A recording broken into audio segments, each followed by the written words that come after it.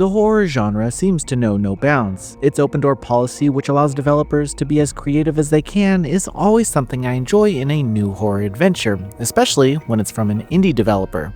This has led me to Sleep Awake, a new psychological horror from developer Eyes Out and publisher Blumhouse Games, who has been making a name in this space since their release of Fear the Spotlight last year. While this mixed media adventure through the mind provides enough intrigue to warrant a full playthrough, its story and world building hold back any buildup of tension as the puzzle pieces of this new reality set in. But let's get into all that in this review. Armor, listen carefully.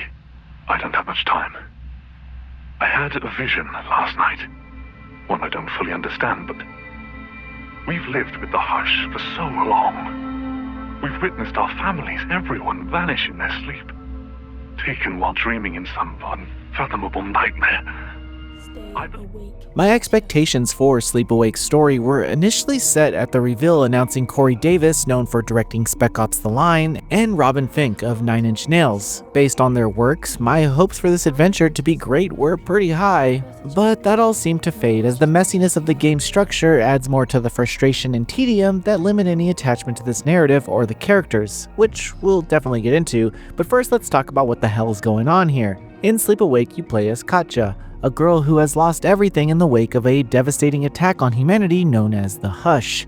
Nothing is explicitly told to the player about the history of these events as you wake up in the basement and must do a few chores before progressing. Eventually, it's clear that something feels off about the state of the world and the position that Katja has been forced into. The rules of survival are simple. You can't sleep.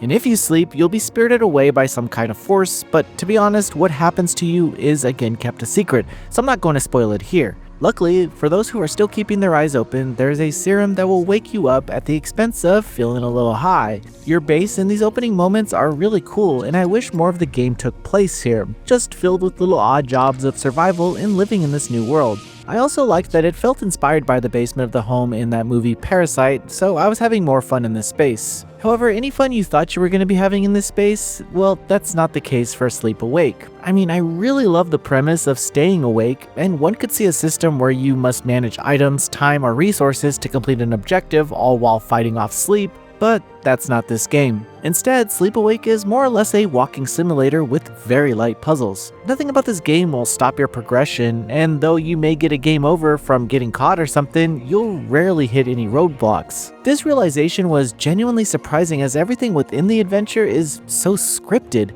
When Katja feels tired or what her next objectives are all determined by her. It's like the player's just on for the ride as Katja slowly reveals information she's been holding back. And while playing, it feels like you're walking through one of those carnival haunted houses, ready to trigger the next scene when you enter a space. While the dialogue scenes or even interactions with unseen civilians are pretty throwaway in most scenes, there are these collectible records that you can pick up which tell a much more well-rounded telling of the history. I'm curious why they would make these optional collectibles, but loading the record into a computer shows a really cool interactive screen that grabbed my attention and held it as I read through the logs. If you're ever lost about the why, these logs will likely catch you up. When it comes to the general visuals, I think Sleep Awake delivers on an atmospheric level of design, but the enemy designs and human animations are stiff and very dated.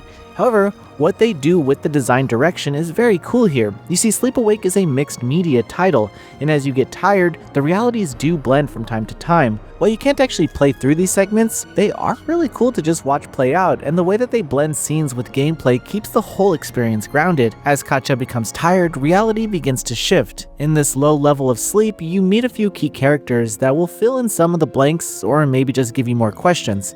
Regardless, these moments showcase unique elements that I rarely see indie teams attempt. For example, when you die, depending on where you are, you'll have to walk back into your game. I love that this system really leaned into the game's themes, where you're pushing to wake back up. As for dangers and puzzles, Sleep Awake is pretty limited on both. Most puzzles boil down to item collecting or visual cues to unlock a door. Some of the puzzles can be brute forced, but it's not a difficult game to get through.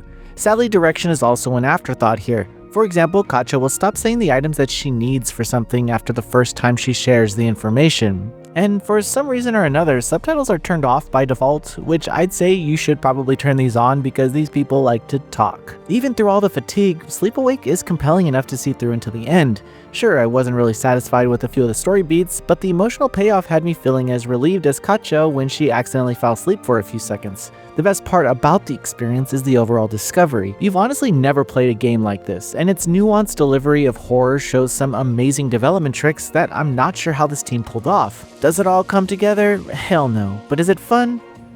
It's okay. You know, what kept me playing was the desire to see the end of this yellow brick road, and I was very satisfied with the experience if we're just talking about that. Sleep Awake leaves you with a mix of admiration and frustration. The ideas are interesting, the mixed media moments stand out, and the quiet weirdness of the world pulls you along even when the pacing slips. At the same time, the loose structure, thin puzzles, and uneven storytelling chip away at what could have been a more refined psychological hit. I still wanted to see where Katja's path went, and the finale gave me just enough to justify that push, but the experience lands in the space where you appreciate the ambition more than the execution, and then you walk away thinking about what this could have been instead of what it actually is. Noisy Pixel is giving Sleep Awake a 5.5 out of 10. Thanks for watching. This video is brought to you by our supporters on Patreon. Noisy Pixel is run by a group of gamers providing independent gaming coverage through news, reviews, previews, and more. Check out our Patreon to help support our continued growth, and subscribe to keep up with all our future content.